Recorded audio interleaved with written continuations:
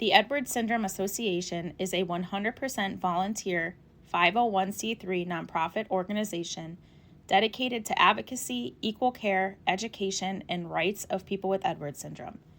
The ESA strives to empower parents to advocate while working to help break barriers for those with Edwards syndrome. This podcast is for educational purposes only. For all medical advice, please speak with your medical providers. Thank you for joining us and for breaking barriers with us.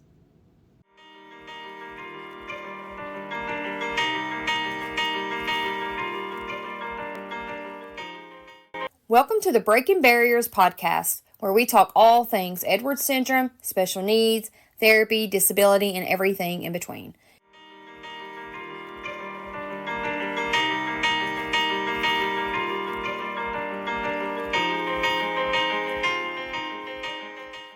Welcome to another episode of Breaking Barriers podcast. I am your host, Crystal Simpson, and joining me today is my co-host, Kelly Peterson.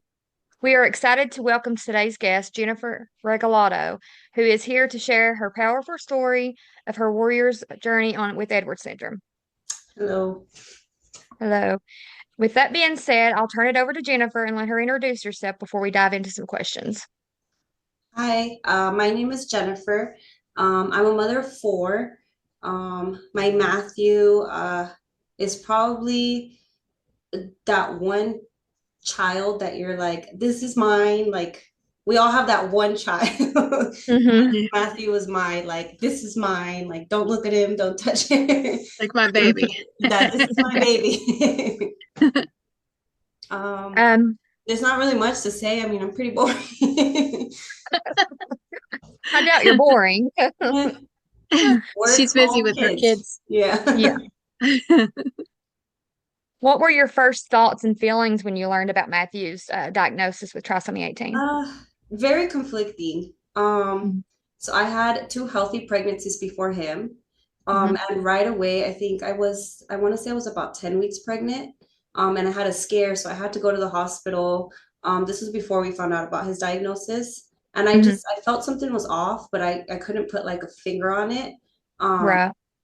And then when we had the genetic testing, they didn't tell me right away that there was something wrong. They just said that they wanted me to see a high risk doctor because there was like something in his neck that just wasn't adding up to what it was supposed to be. So I really didn't find out about his like diagnosis till I was 23 weeks pregnant.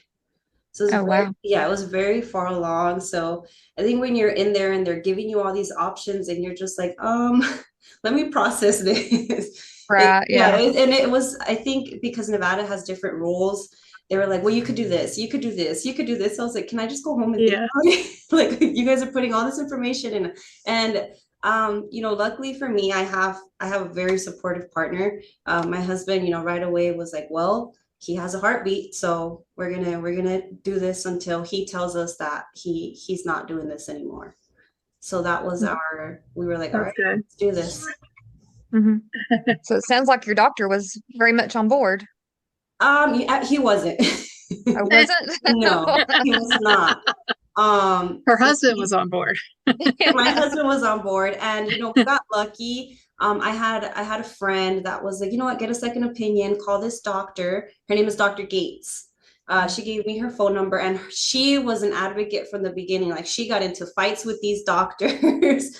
So she was very on board. The doctors weren't too fond of us because we had Dr. Gates calling every day, like, hey, her test results, hey, like, you guys gotta see her. So she was our advocate through the entire pregnancy. That's good. It's good to have. Oh yeah, definitely. Can you share a little bit about Matthew's early days in the NICU? So when he was born, I got to hold him for 2 seconds, and they took him. The very first day he was in the NICU, he had to have surgery.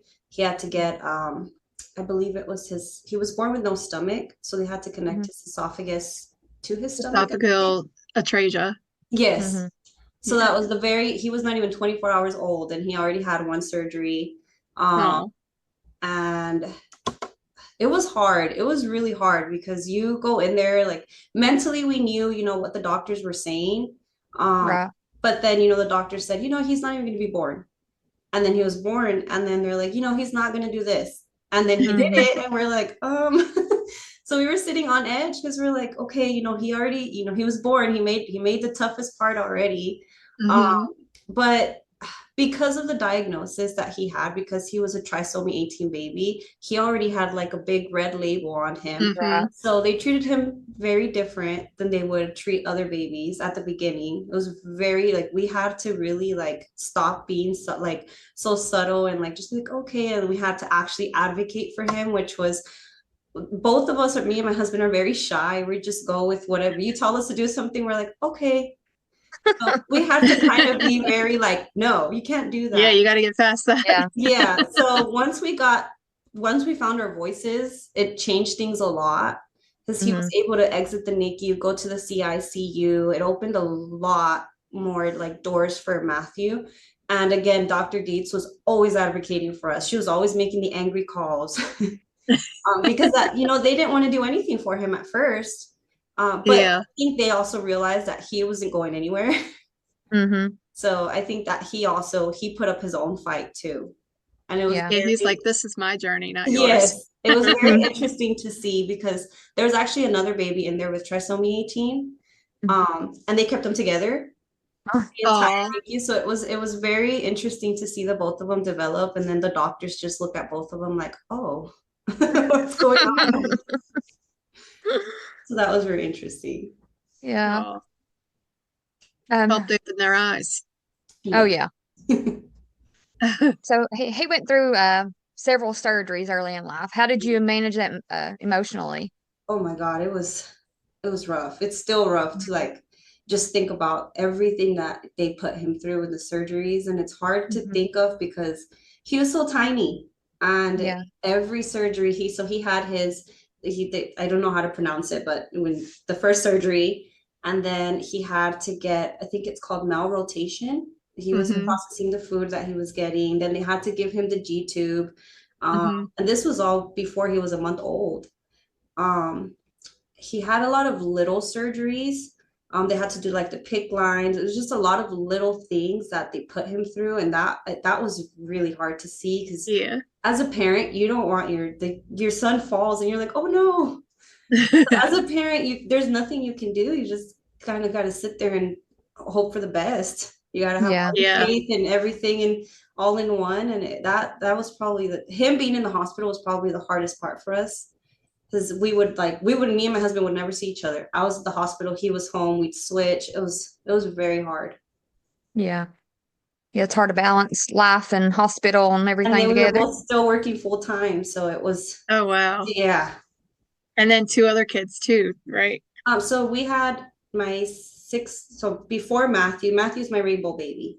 Before him, I had a 6-month-old baby that passed away. So he was our rainbow baby. And then my 4th baby, I just had a little girl. So he's my 2nd rainbow baby. We had a 5-year-old at home that counts for like 10 kids. So but yeah, it was very hard to, be a mom to both of them at the same time. And like, okay, I'm going to give you attention. I'm going to give you, it was really hard to balance. Can you describe a typical day with Matthew at home? At home? Oh. So when he was at home, the very first day, there was like a mix up with our insurance. So we were told that we were going to have a nurse helping us, and we didn't get a nurse for a week. So we were given these books, and we're literally like, well, this page says this is what we have to do. So we have to we have to figure out like a schedule to administer his medications in the morning. And it was so hard. It's like, okay, what does this do? What does this one do? How is this going to affect this? So we had to lay out a whole schedule. So what we ended up doing was I would pour the medication into I would have it ready. So all my husband had to do was give it to him. We have to learn how to do the G tube feeding on our own. We had to figure out the therapies because they still wanted him to be able to do physical therapy. So we had to figure that out. And then Matthew was an angry baby. He did not like to be touched. So on top of that, he would be like moving his hands around. And this was before he had his trach. So when he didn't have his trach, it was funny to us because, they tell you these babies don't cry. They're like, yeah, Yeah. you have a very quiet baby. So we never heard him cry until one night he was asleep in his bassinet next to us. And I don't know what bothered him, but he was screaming. And we both woke up and looked at each other like, wait, is that Matthew? And then his heart probably like, where are you? Yeah, I was like, what's going on? His heart rate was like accelerating, his oxygen was dropping, and I can't see without my glasses or my contacts on. So I'm sitting there still like trying to figure out what's going on. And we're looking at him, he's screaming. He had pulled his oxygen mask off and he was just like holding it in his hand. I'm like, Matthew, what's going on? And then like my husband's like, his mask. I'm like, oh no. So we're like trying to put it on, and then we had to like kind of pick him up to carry him. And he still had a lot of wires attached to him. So we still like we're trying to figure that out. We didn't sleep the whole night after that, just watching him. And I think after that, it took us maybe a month or two to finally like break into a routine. But even with the routine, it's still like you never know. So you can have a perfect routine, and then one like he got sick, and I was like, oh no. Yeah, routines are nice, but once they get out of hand, it's like, oh gosh, what do I do? It just keeps rolling. Yeah, it's like one thing after another after another. And I was like, wait, we had a routine. Put that back. Yeah. Could you share your favorite memory or milestone about Matthew? Yes. So, and I've actually recorded it. So I'm always watching it. I got home from work. I had this work event, so I hadn't seen him all day. And typically when I would get home, it was between the night nurse and the day nurse changing shifts, and I would hold him for an hour or two, but I hadn't been home that day. So I went up to him and I had recorded it because he had just started smiling, which was new to us because he was always so mad. So he started smiling. I was holding him and I was like talking to him. I was like, hey, I'm so sorry. I haven't seen you all day. Don't be mad at me. And he kind of like put his hand like he didn't want to talk to me. And I was like, I'm sorry, I had a work event. And then he started laughing. And I will never forget that because I was like, oh, you do understand what I'm saying. Like, you're listening. Yeah. Yeah, he was angry at first. And then like just the way he was showing his emotions, I was like, you listen, you hear me, like you're listening. Yeah. That's sweet. It was one of those like bittersweet moments. Like, okay, like you understand. Right. It's precious. Yes. It is. At least you got that on video. Yes. Yeah. I video and take a ton of pictures. I'm so bad for it. When he started wearing clothes, I think I have pictures of every day that he had clothes on. Every outfit. Yes. Yeah. He hated clothes, but he looked so cute in it. Oh. How did Matthew communicate his needs or emotions to you? What was your favorite way he excepressed himself? Just his little facial expressions. They are so animated. Like, if he was frustrated, he'd grab his oxygen, and I was like, wait, stop, don't do that. That's a smart baby. Get your attention. Yeah, he would. And we had his oxygen up like on the far, like it was on top of a shelf because he would pull it. And so we would look at it and we'd see it was like at 75, and then we'd look at him and he just like was holding it. So the first few times he did it, we'd run over like, Matthew, what's going on? And then after we're like, oh, he pulled his mask again. Oh, he was rotten. Yeah, he was like, I can get you moving. Watch this. Oh yeah. He knew what he was doing. That's funny.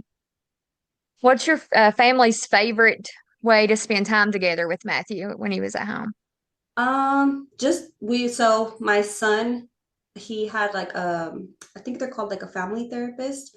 So she actually taught him like about his trach, his oxygen, like she taught him what not to touch, like so she was very hands-on with him. So there was nights, so we didn't have a nurse for about a month. And so me and my husband actually stopped working to become the night nurse. So he was his nurse at night. And like around 1 a.m, my older son, he would wake up and he was like on duty.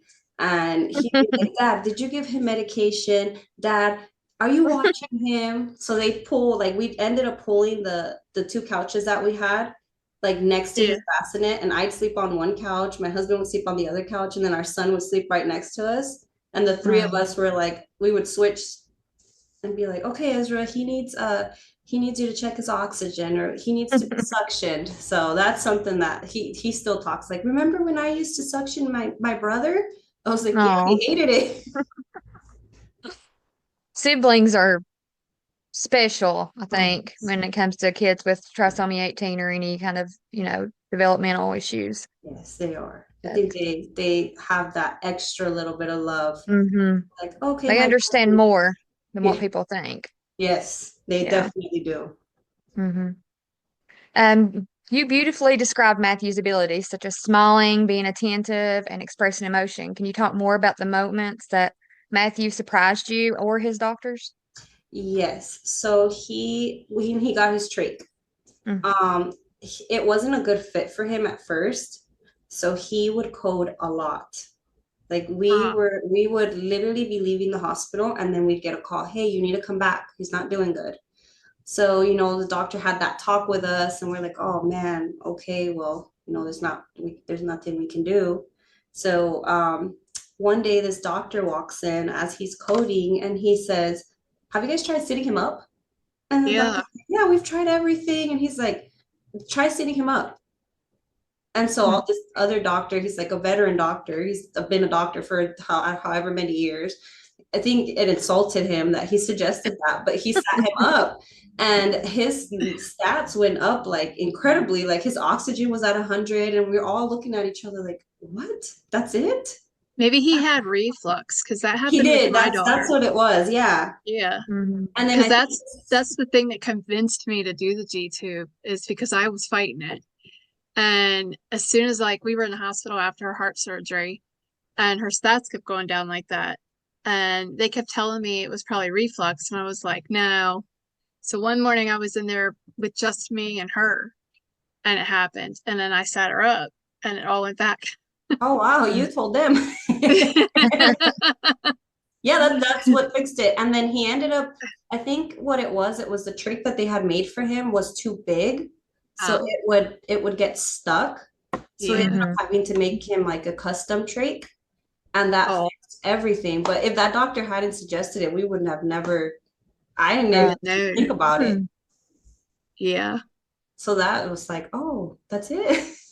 Yeah, trachs are a lot. Yes. I don't know much about them, but they definitely they're particular. I think that was the most terrifying part of I could deal with the medication, I could deal with the G-tube changes, I dealt with everything, but that trach change once a week, every week I was sweating. I was like, we have to do this. I think that was the scariest part, because if you don't do it right, it's south really fast. Yeah. I don't know much about them either. I just know a little bit about trachs. So it was very scary. That was the hardest part of everything. Yeah. And my husband, good that he was able to get it. It was me. Yeah, my husband was like, oh, you could do it. I was like, no, I don't want to. They trained both of you before you went home? Yeah. And even with the training, when we had to do it alone, I was like, oh, I don't want to do this. Yeah, because you don't have the nurse or whatever there. Well, we had a nurse, one of the nurses we had, but she wasn't very encouraging. So she would just watch us. She's like, oh, don't worry. If something goes bad, I'm right here. And I was like, oh, okay. Why don't you come over here and help me so nothing goes bad? Oh, okay.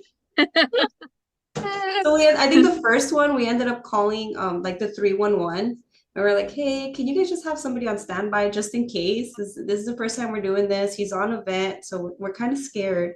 And thankfully they were so nice. They sent 2 or 3 I think they're medics from the fire department, and they were just watching. And they were like, okay, you got this. I was like, no, I don't.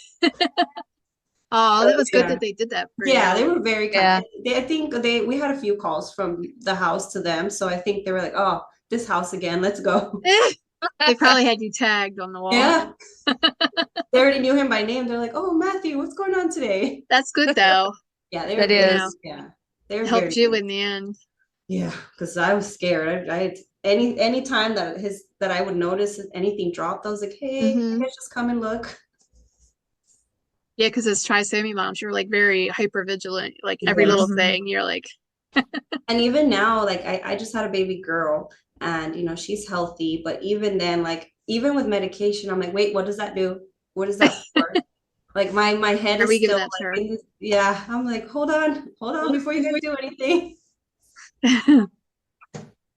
Yeah, I remember when Gunnar came home with the NG tube. I remember doing it my first time by myself at home. It's hard to get your mindset, Yes. medical mom got to do it. You know, And it's even different. now, I'm like, oh, how do you guys do? Like, how did we? I mean, we only did it for 9 months, but I look at others and I'm like, oh my God, I salute you. It was rough. Your mindset changes when it's your kid. Yeah, completely, Hmm. completely. Yeah. Did you find support from other families and communities dealing with the similar conditions? I did. So I think I was 24 weeks pregnant. I was very conflicted because the doctors tell you one thing, you go on Google and Hmm. Google is not your friend. No. And it was all these horrible things, and like we had already set our mind on what we wanted to do, but in the back of our heads, I was like, oh man, are we doing the right thing? So Right. I joined, I think it's called I think it's just T18 support group on Facebook. And Hmm. just reading those stories, I was like, okay, I'm at ease a little bit more. But then within that group, there's other groups, and there's Yeah. Instagram pages, there's like YouTube pages. So within that group, I found like so many other groups. And Right. then I became really good friends with the other T18 mom that was in the hospital with Hmm. my son. So we would support each other after our both of our kids left the hospital. She's like, hey, do you need this? Hey, do you want this? Or do you have this? Well, But that's awesome. yeah, I think the support groups definitely kept us on ease. So sometimes when I didn't want to take them back to the hospital, I'd be like, hey, has anybody dealt with this? And Hmm. Yeah. they'd give me so much ease. They're like, oh, it's fine, just do this. I was like, oh, okay. It does help to find social media was like a game changer for me whenever I found out about Gunner. It helped so much being able to reach out to different families.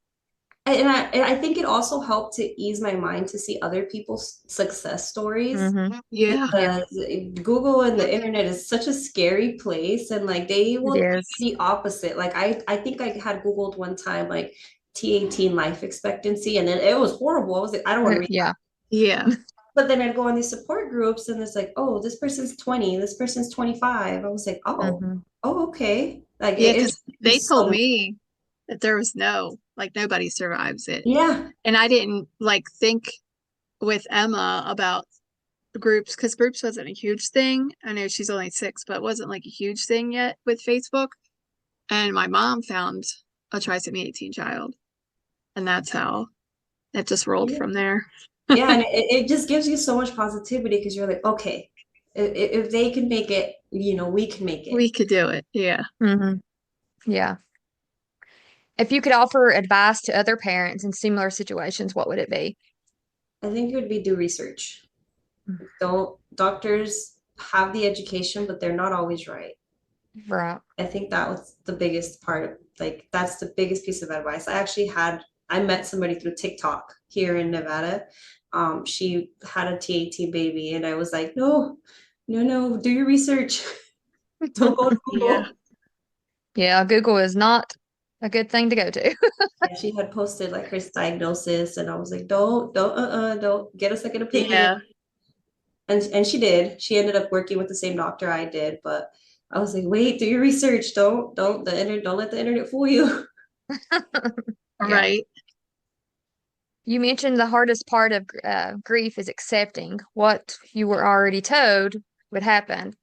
How did you come with, how did you come in terms with that in reality?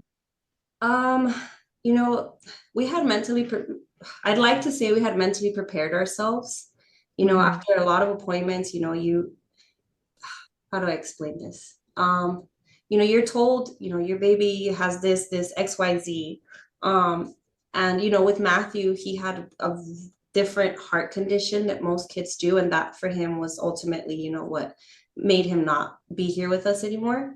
But I think it was 2 or 3 weeks before, the doctor had told us, like, he had said, he's doing great, but he's not a candidate for this heart surgery. So, you guys are lucky to have whatever time you guys have with him. The medication's not going to do much. So, me and my husband sat down and we're like, hey, we know something's going to happen. We don't know when. And I think in our head, we just decided to just every day for him was a special day. We would treat him twice as good. Like, we did everything like we weren't going to have another day. Right. And I think for us and for my son too, like, he knew, like, my brother's special, so we're gonna spend, like, we just made it like a game, like, for him, like, hey, like, it's Matthew's special day today. And so he knew, like, his brother was everything. Like, he treated his brother like royalty.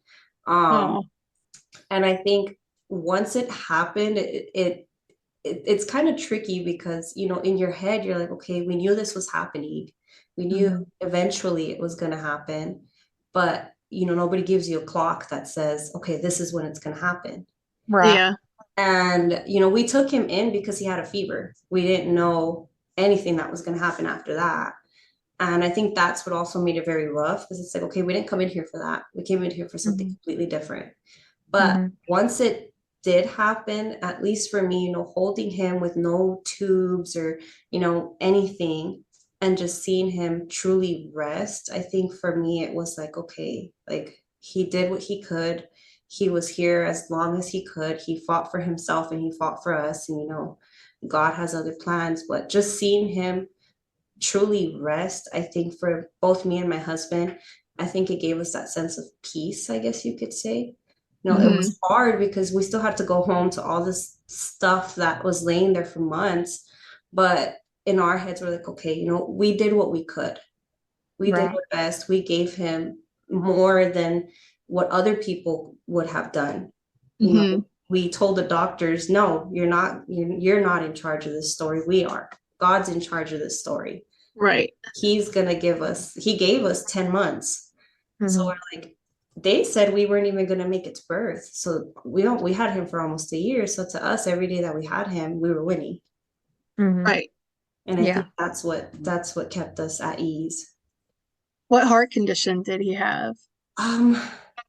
Honestly, I did so many, but I know he had, like, an inverted, is it aorta? No. Aorta. Yes. So it was pumping blood. It was pumping too much blood into one of the chambers, and then on the other chamber, it wasn't. They weren't connected. Enough. Yeah. Yeah. And that's what it. Anytime he would get just the slightest bit agitated, like, his heart would jump to like 230. Yeah. So like that's what. Yeah. Trying to keep up. Yeah. Like, and any little discomfort, it would jump. And then we were right back at the hospital because we're like, we don't know how to deal with this. Yeah. In what ways have you honored Matthew's life or memory since his passing? I think just talking about it, just talking about trisomy, just being, I'd like to say advocate, because anytime I have the opportunity to speak about it, I do. Because we're proud of Matthew. Other people they have their own opinions of trisomy 18. And like I said, they're not very lightful, they're very dark. So just to be able to speak on trisomy 18 in a positive way and see others speak about it in a positive way, it makes you want to talk about it. Yeah. Yeah. It's a way of honoring him by, like, talking about him and letting others know about him. Yes. Yeah, definitely. And I think also being able to help that one mom, because I always said, one day I'm going to be able to tell somebody, like, hey, think about what you're doing before you do it. Like, it's not dark. It's hard. It's very hard, but it's not impossible. Right. What do you wish the healthcare providers understood better about parenting a child with life-limiting condition like trisomy 18? I wish they'd just give them a chance. Right. Yeah, they're very, I mean, I guess you could see it from both point of views. Their job is to just educate you. But I wish in a way they'd be more empathetic and be like, okay, let me sit with you and actually, like, Have a conversation. Yes, instead of just saying, well, this is that and that's it. I feel we always say that because they like to clump our kids under trisomy 18. Why Mhm. aren't you looking at the individual child? Because you do with every other Right. diagnosis. Yes. Because none of them are the same. Mhm. Yeah, they have similarities, but they still have different All journeys. very different. Yep. Yeah. Yeah. Yeah, I think like when I remember when they gave I had talked to like a genetic counselor, and right away she said, yeah, well, 0% of these kids survive. She's 0%. I was like, oh, really? And then she tried explaining it to me, and I was like, that doesn't make any sense. Because she's like, there's three different strands and 0%. And I was like, oh, okay. So, I went home with that, like, oh, 0%. Like, Yeah. that's horrible. But then once I spoke to Dr. Gates, she's like, yeah, well, that's because a lot of people don't know that they don't do genetic testing. So they don't realize their baby has this until they're born, and there's nothing they can do about it. That's why it's that 0%, not because 0% of these babies survive. So it's like, Mhm. I wish you would have explained it to me that way so that I would have understood Yeah. instead of just right off the bat, 0%. I was like, no. I wish I could, because they did the same thing to me. I wish I could go back and say, well, what about this kid? Why is that kid Yeah. alive? For Right. Yeah, take her a bunch of pictures, like, look at this baby, look at this baby. Yeah. I think doctors need to do their research more Yeah. Right. Yes, instead of just the parent. The yes. doctors need to. How was your experience with Matthew? Changed your perspective on love, life, and just in general? It till this day, it's so weird because I think before Matthew, it was like you see kids with disabilities, and it didn't how do I, it doesn't spark anything in you until you're in those shoes. Mm-hmm. And so now every single time that I walk past anybody, I'm like, I want to hug you. Yeah. Like, Like, I oh, look hey, how at are other you? moms and I'm like, I want to hug you. Like, I know it's hard. Like, can I buy you a coffee? Yeah. I'm like, I was there. Like, once you're in those shoes, it's like, oh man, like this is rough. Mm-hmm. Yeah, it automatically like hits you like, Yeah, oh, sometimes when we go to church, I think there's three or four. Um, my son likes to say they have wheels in their cars. Um, and I like just looking at them, I want to cry because I'm like, it's rough, it's hard. Like, I'll see their moms pushing them, and I'm like, it's hard. Like, you guys make it look easy, but it's actually very hard. you get used Yeah. to it. Yeah. Oh, yeah. But even then, like, I salute you guys because it's rough. Mm.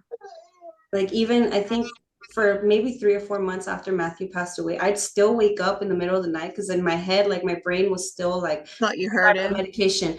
Oh my God. Mm-hmm. So my brain was still on that it took me 4 or 5 months to finally like be like, okay, there's no alarms. Like, I don't need that. Like, I still had alarms on my phone going on every 2 hours for medication. And I was like, wait, I don't need this anymore. So just that, like, Yeah. it's hard. So I definitely salute you guys for everything you guys do for your babies. We salute you for taking care Yeah. of yours too. Mm-hmm. You Thank did We it sure do. too. Yes. Well, Jennifer, thank you so much for sharing your heart and your son's beautiful story with us today. Your strength, love, and vulnerability are truly inspiring. They really are. Thank you. We're honored to have, I'm gonna cry. We were honored to have you on here today. And to our listeners, thank you all for joining us today and listening to us. And we look forward to having multiple episodes with you all again. Thank you for joining us. Thank you.